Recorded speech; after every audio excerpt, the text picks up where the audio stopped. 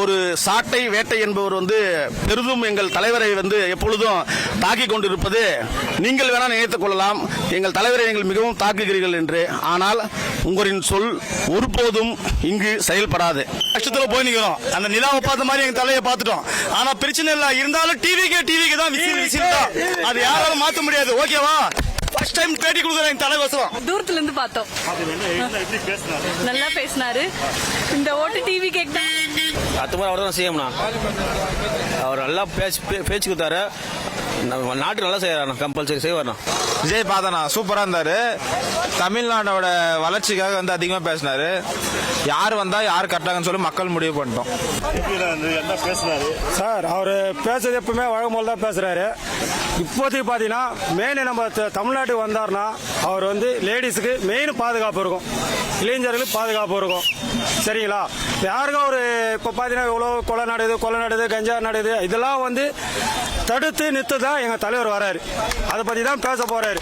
இந்த நாட்டில் இப்ப வந்தாருன்னா ஆட்சியம் மாறும், நல்லதே நடக்கும், ஜனங்க நிரந்தரமா சந்தோஷமா போலாம். டிவிக்கே தான். இப்ப சமீபத்தில் பிரேமலதா போனாங்க பாத்தீங்களா? அதை பத்தி நான் கவலைப்படும். யாரும் கூட்டணியே வேணாம், யாரும் வேணாம். ஒரு சாட்டை வேட்டை என்பவர் பெரிதும் எங்கள் தலைவரை எப்பொழுதும் தாக்கிக் கொண்டிருப்பது நீங்கள் வேணா நினைத்துக் கொள்ளலாம். எங்கள் தலைவரை நீங்கள் மிகவும் தாக்குகிறீர்கள் என்று. ஆனால் உங்களின் சொல் ஒருபோதும் இங்கு செயல்படாது.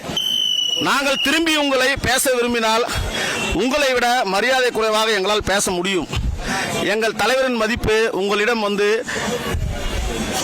ஒரு ஃபைட் செய்வது எங்களுடைய நோக்கம் கிடையாது. எங்களுக்கு மக்களுக்கு தேவையான மாற்றத்தை கொடுக்கணும், மாற்றமான ஆட்சி வேண்டும் எங்களுக்கு. அதுவே எங்களுடைய நோக்கமே தவிர உங்களிடம் அதான் எங்க தலைவர் சொன்ன போல உங்ககிட்ட எல்லாம் பேசுறதுக்கு எங்களுக்கு டைமே இல்லை பாஸ். அந்த மாதிரி நாங்க எங்க தலைவருக்காக முன்னின்று போராடி எங்க தலைவரை முதல் நிலையில் நிறுத்துவோம். எங்களுக்காக யாரும் இல்லைனாலும் எங்களுக்காக இங்க சுத்தி இருக்கிற எங்க மக்கள் இருப்பாங்க. எங்க மக்கள் எங்க தலைவருக்கு எப்பொழுதும் சப்போர்ட் பண்ணுவாங்க. எப்பொழுதும் டிவிக்கு, எப்பொழுதும் தளபதி. அதாவது கட்சி ஆரம்பிச்சு இப்ப சேர்ந்த கூட்டம் நாங்க கிடையாது.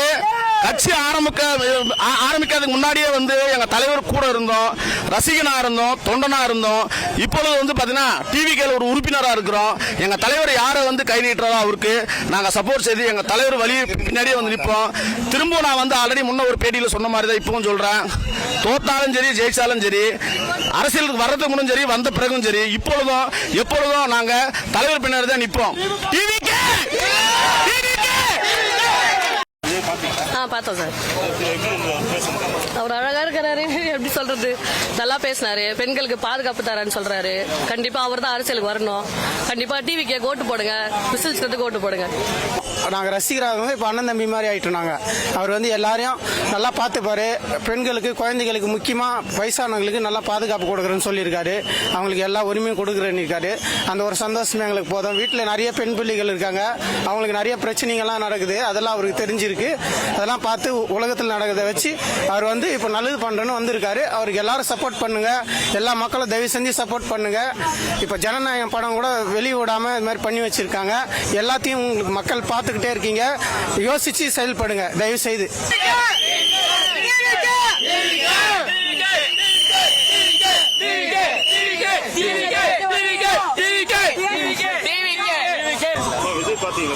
பார்த்து சார் வேற லெவல்ல இருந்தது, மாசா இருந்தது.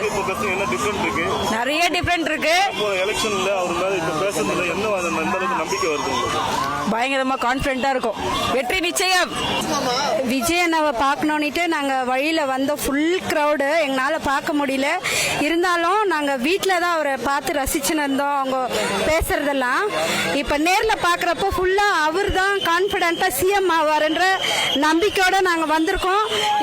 எங்க பின்னாடி வந்த கிரௌட பார்த்தா இவ்வளோ பேர் அவரை சேமிச்சு வச்சிருக்காருன்றது எங்களுக்கே ஆச்சரியமா இருக்கு. கான்பிடண்டா சொல்றோம்.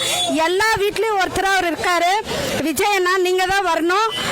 உங்க மேல நாங்க ஒரு நல்ல நம்பிக்கை வச்சிருக்கோம். பெண்களுக்கு நல்ல பாதுகாப்பு கிடைக்கணும். அதே அளவுக்கு எங்க வீட்டுல உங்களை ஒருத்தரா நாங்க நினைக்கிறோம். ரொம்ப ஹாப்பி. நீங்க தான் சிஎம்.